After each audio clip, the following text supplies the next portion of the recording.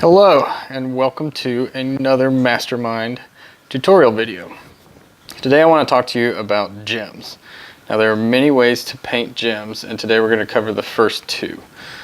So when we're thinking about painting gems, what we want to do is think about the shape of the gem, because gems are not just round objects. We have many different types. Today we're going to talk about the round ones. So when we paint a gem, we can do two different things. We can either start with black and then start adding highlights to each layer of the gem until we reach our brightest highlight, and then add white to the top. If we're doing a subtractive method, we can start with our brightest color down at the bottom and start adding darker colors until we get to our black, and then add a white highlight at the top. If we're painting something like a Space Marine's eyes, we do the same thing. We can either start with our light color and then move to increasingly darker colors till we get to black, and then add white in the corner, or we can start with a dark color and move forward. Depending on the color that we're using, it will be easier to use one of these methods. So let's go ahead and start with this Harlequin piece. So our light source for this gem, the way he's holding the sword, will be coming from the top. So you can already see here how the light is interacting with the way I'm holding the model, that this is kind of the gradient that we want. So we want to take this and exaggerate it. So I'm going to start by base coating in black. Now, this is the traditional way that most people paint their gems, and I'm not going to worry too much about my base coat getting outside the lines. Again, I'm going to have to go back and paint this hilt gold, and usually I would paint my gold before I paint my gems. If a detail is pretty small, I want to save that for last. So that'll dry pretty quick. Now what I want to do is take a little bit of my black, mix it with some blue, and we're using the Vallejo Magic blue from Game Color. I don't want a whole lot of blue in that black. And then wipe a little bit off, and then come in here, and I'm going to add a blue layer, just as we saw on the paper example, curving up toward that black shape. And you can see where the paint is wet and where it is dry. That's where I've added my blue. And now I'm going to go back to my palette, and I'm going to add a little bit more blue to that black. And I'm going to repeat the process. I'm going to wipe a little bit of the paint off on my thumb, kind of test consistency, and then go back and add a little bit more blue to the bottom of this gem.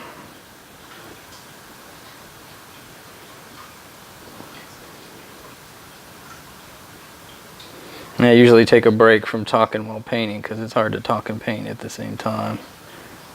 But I'm starting to get used to it. Alright, so now we can see a little bit more of our highlight, of our darker color, and then the black. And rinse out. And we're going to do this until we get to almost a straight blue. And again, I'm going to come back in here, try and get my camera to focus, and then add a little bit of line of this blue. Each time trying to leave a little bit of the previous color on the gem. Alright, so now we're starting to get that little bit of fade. Now that layer was almost pure blue, so what I want to do is come in and maybe do like a quick little line of blue using the edge of the model to kind of guide my brush around. Get my little bright point there. And then start a new pile of paint on my palette, because I don't want to get this black interacting with the white, because it can tend to gray out your color a little bit. And you don't want to do that because you want the brightest colors you can get on your model. And then this line is going to be following that solid blue, but I'm going to just leave the top end and the bottom end and kind of highlight the middle here. And then add a little more white. Do the same thing. I want to stay in between my highlight layers there.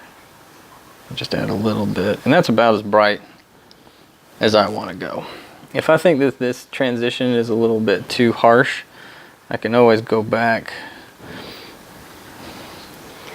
and add a little bit more color to transition, almost like another glaze, but the paint's thinned down just by a little bit of spit to revisit the brush licking.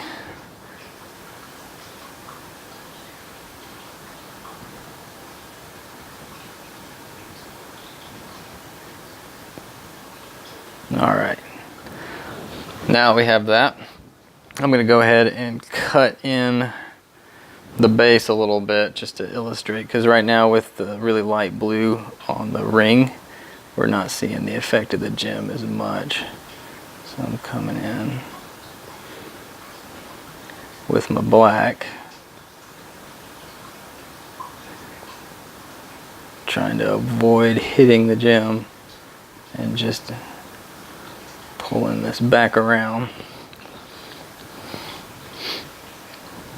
I might have just actually wiped that out, so let's go back and add that back in a little bit.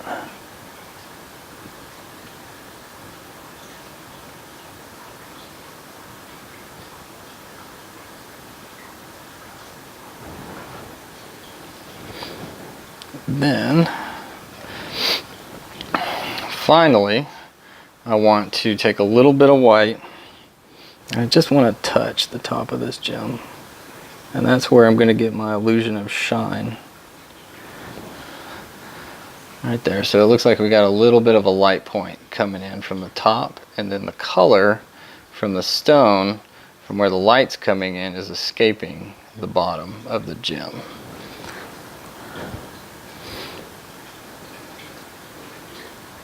And again, just to get a little bit more color on this guy, I'm going to come in, I'm kind of fighting the camera here, trying to see under it while I'm painting.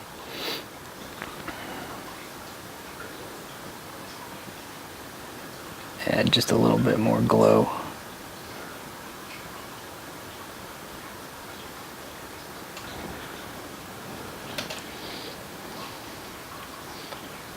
So right now, it's getting pretty bright. Let's add just a little bit more white, because when I went back and painted that trim,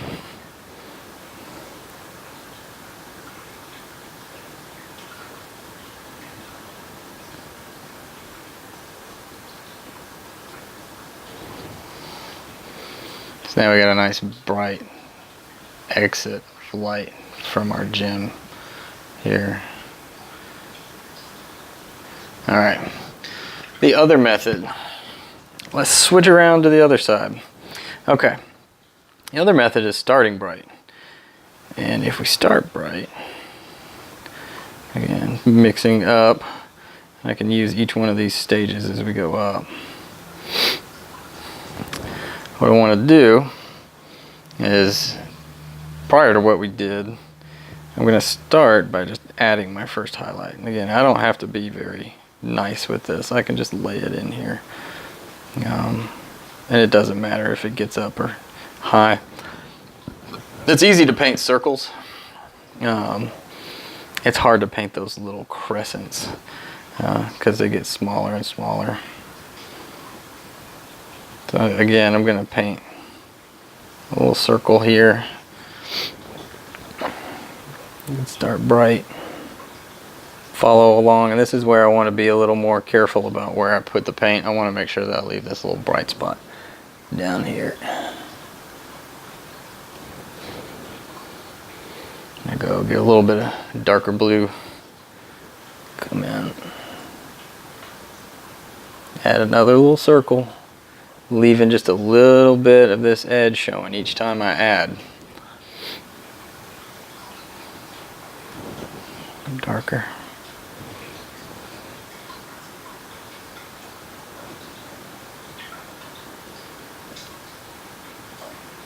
You see how quickly I can add these layers. Another circle.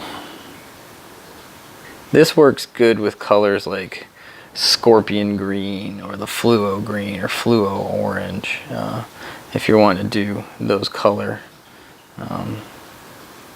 gems, because those colors, again, the pigments are different for every color, so every color is going to have its different sort of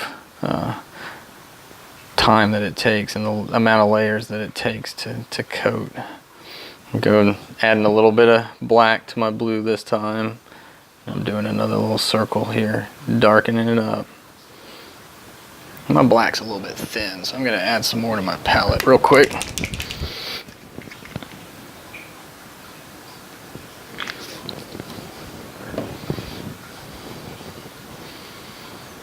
All right.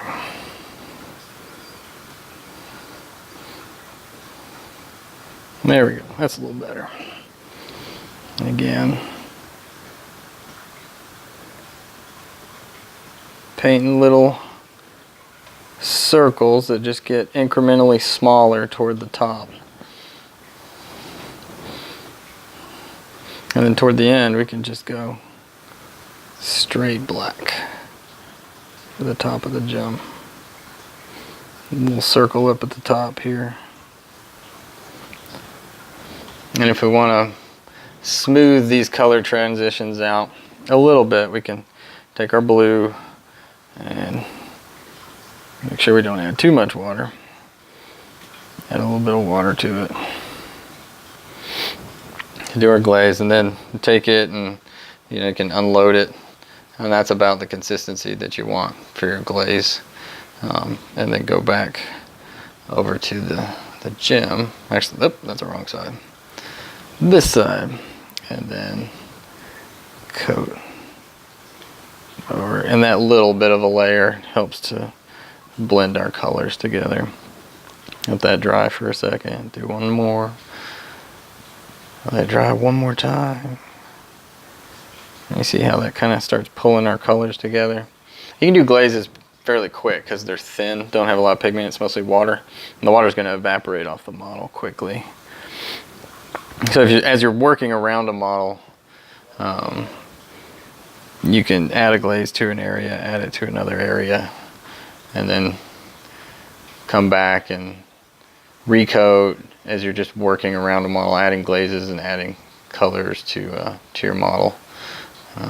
But there we go. That is the second gem. Now, the more layers you do, the finer this transition will be, and it'll be harder to see. When I'm usually working on a gem, we did about 8 layers here.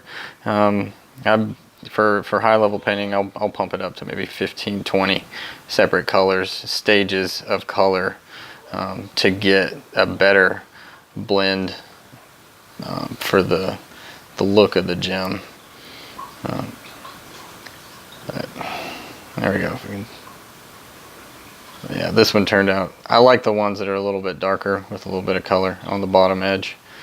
But that's it for painting gems. I will revisit this when we start talking about eyepieces and that, because eyepieces can be kind of cool to add 2 color tones. If I get some space wolves in the near future, we can talk about doing faceted gems. But as always, if you have any questions or comments, please feel free to leave that in the comments section, and we'll see you guys next week. Bye.